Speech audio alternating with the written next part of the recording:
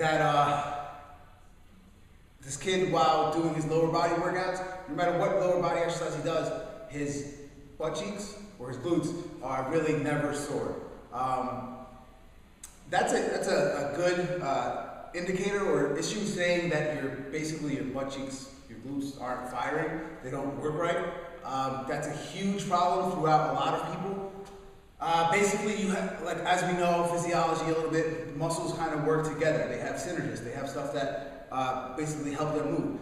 Within the butt cheeks, their cousins or things that work together are the hip flexors. You could have what's going on, big fancy word, reciprocal inhibition. Basically saying that because your hip flexors, in the majority of people, are tight from our society, from sitting, from being always in that point of flexion, their hip flexors are short and tight. Within that, they work together with the butt cheeks. So basically, your butt cheeks or your glutes are saying, what the hell, if this guy ain't gotta work, I'm not working. You know what I mean? This guy's over here on vacay, I'm not working either. So what you have to do is, in a sense, tell your nervous system to, well, you have to elongate. You have to manually manipulate the short, tight, or the tonic muscles through foam rolling, through stretching, and then you have to excite and turn on and make them fire the glutes. You have to make them work. So I'm just going to go over with you how you would go about doing that, how you would elongate the hip flexors, what you would do, and then basically what else you would have to do. A couple exercises to really activate the glutes before your lower body workout so you can really feel what I'm talking about. Once you feel what I'm talking about, you're like, yeah, this is it. All right, guys, so the first thing you want to do, like I said, is you want to basically foam roll the glutes, the whole area, especially on the external side or the outside of the glute. Make sure that the nervous system understands that it needs to calm down and let go of that tonic or that tightness.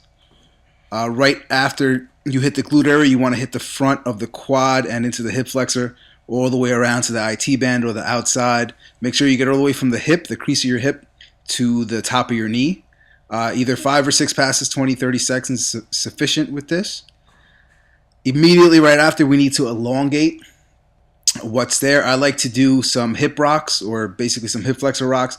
Basically going into passive stretch, not where it's into pain, and getting further and further with that. Somewhere 10 to 15 times is sufficient. And we want to keep moving, keep stretching that area out. Right into, I like to do this one. This really helps me out personally. I tuck my right knee under, like you guys see.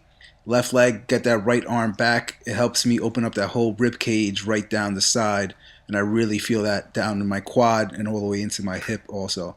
If you wanted to make that even more intense, you could just use a band, stretching that band out. Next, we're going to activate. So X band walk, step and step, make an X. Make sure your feet don't come too close together. Something like 6-8 steps to the left, 6 steps 8 to the right, somewhere along those lines is sufficient. We really want to feel this on the outside of the butt cheeks. Next, I'd like to go with heel pushes. Basically, heels right on the ground, drive. Everything behind you is going to be tighten up. This really helps me personally activate everything behind me, especially on my heavy lower body days. I like to make sure everything's nice and has a little bit of blood in it, a little bit of pump, and keep going from there. Right there, we want to go into some hip thrust or single leg hip thrust. You could do this one at a time or alternating like I'm doing. Use the bench, drive off that heel, extend the hip, exaggerate the hip extension as high as you can. Even if you notice slightly, my left hip could drive a lot higher than my right. That's the tightness. And right into the bird dogs. This really helps me out a lot. Use the opposite side to really stretch the hip and really elongate right through. Last but not least, we want to just shoot the leg straight out.